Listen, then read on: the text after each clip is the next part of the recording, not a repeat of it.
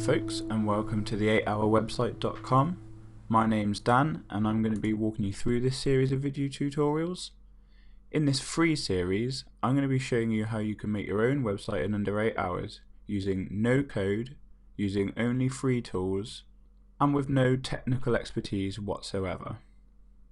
I promise you that if you follow this series from start to finish, in under 8 hours you'll have a brand new shiny website to show for it without having to learn anything too scary at all. I highly recommend before we get going that you go to my website www.the8hourwebsite.com, because there you'll find the text versions of these tutorials along with some helpful screenshots, and you'll find some extra tips and tricks there that I wasn't able to fit into these videos, and any relevant links that we'll need. Now, who is this series aimed at? Well, primarily I designed it with small business owners in mind who want a website up and running without having to shell out a ton of money for a designer. But in reality, anyone can use these tutorials. I purposely made them as simple as possible so that anyone can follow them, whether you're a student who's looking for a portfolio website or whether you just want to create your own blog. If you follow this tutorial series, you'll be up and running in no time. So what do you need to create a website then? Well, if you're watching these tutorials online, you already have everything you need.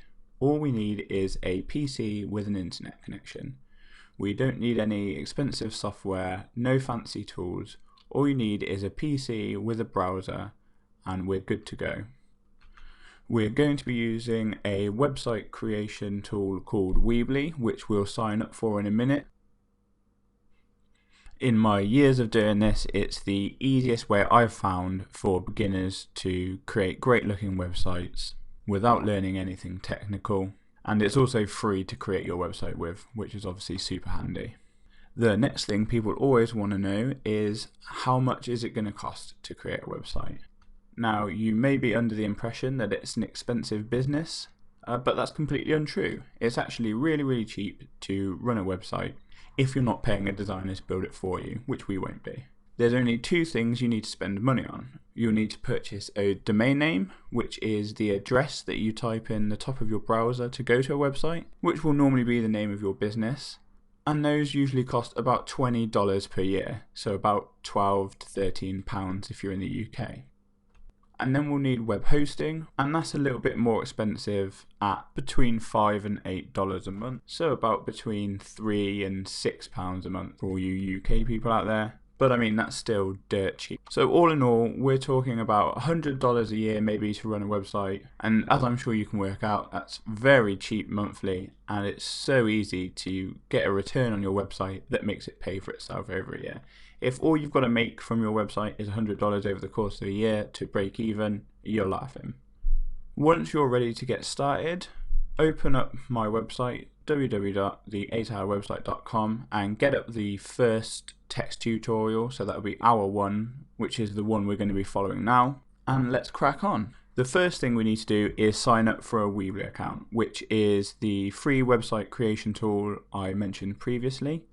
To do so, if you're watching this on YouTube, there'll be a link under the video in the video description, or if you're watching these on my website, there should be a big link or a big button, and that will take you to the Weebly sign up page. Also, if you get stuck at any point during these tutorials, there's also a contact form on my website, so you can send me a message through that form, let me know where you're stuck, and I'll try and help you through it as fast as I can. You can also go to our Facebook page and drop me a message there, and I'll get back to you in the same way. Okay, so once you follow the link on my website, you'll get to a page that looks something like this, and there will be a sign up button in the corner. Hit that and you'll get a simple sign up form. So stick your name in, your email address, and a password of your choosing. Now please make sure that you note down the email address and password combination that you're going to use, because you may log out, log back in, you may decide to spread this over a number of days, which means you will have to re-log in to get you to your work in progress website. So please make sure you note that down, and I would also make sure that you have access to this email account that you use. just in case Weebly sends you notifications about your site, yada yada yada. So when you're ready, a full name, email address and password in here, and hit sign up, and then I'll show you what happens next. Okay, so once you've signed up for an account, this will be the first page you see. It looks a little bit intimidating, but please don't worry. All it's asking you to do is choose a template for your website. We're not going to worry about this for now because I'm going to show you how to change and edit templates further down the line. For now, we're literally going to pick the first one because we want to get into the editor itself. So hover over this first one. Go down in the bottom right corner and click choose.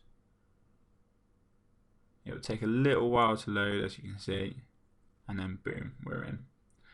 I also want you to ignore this pop-up box because I want to walk you through this at my own pace. So just click this little X here to go onto it. Okay, so now we're in the editor section of Weebly. This is where you'll actually build your site. I'm not going to go into too much detail about it now, but just get used to this being called the editor section. This is where the actual magic happens of putting your site together piece by piece. But we actually for now want to be in the dashboard section.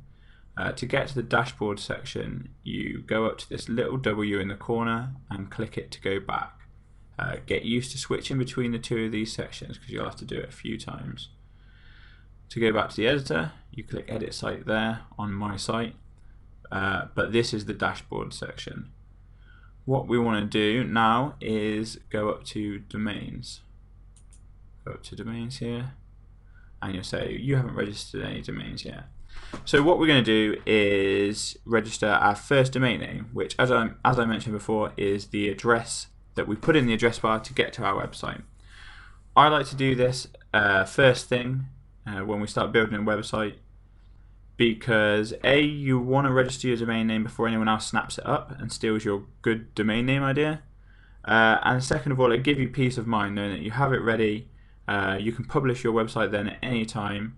If for whatever reason you want to rush and get your website up straight away, you've got the domain name there ready and waiting to go, and it will give you motivation too. Once you know you have it, you'll know you're only a few short steps away from having your own website. So I highly recommend getting it first. You don't actually have to, but I recommend doing this before we do anything else. So once you get to this screen and it says you haven't registered any domains yet, we want to go to register here.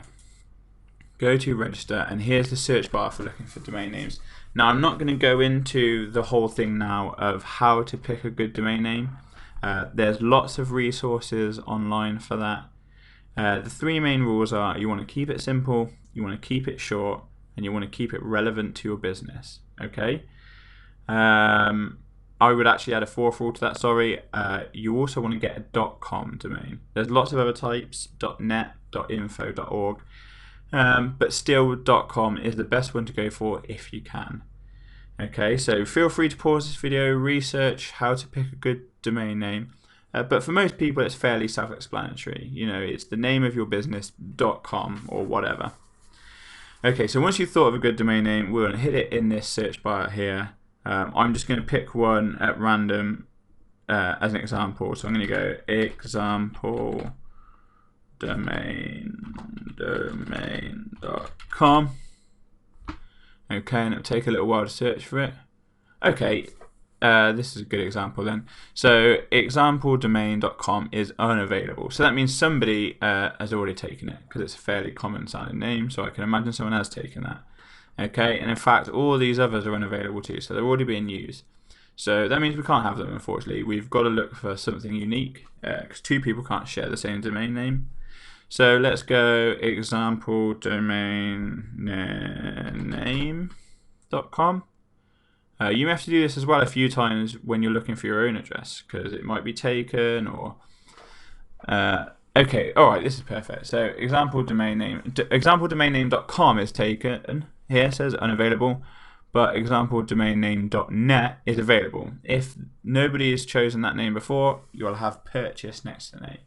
Now I said we should go for a .com domain, but just for the example here, we're going to choose a .net. I mean, you can still do that for yourself, but we're going to go with that just for now, just so I can walk you through the process. So once you've found a name that you like and that's free, so it has purchase next to it, I want you to click on purchase. Okay, and it's loading again, and this is just going to take you through to the registration page so that you can actually purchase the domain. Here we go. So example domain name.net. This will be whatever your chosen domain name is. You choose the initial sign up period. You get a discount, obviously, the more years you sign up for, but you can just sign up for the minimum period of 1 year. As you can see, this one is £13 per year. So we're talking just over £1 a month. That's it for the domain name. So all my website's got to make me is £1 every month in order to pay for itself. As you can imagine, that is super easy to do.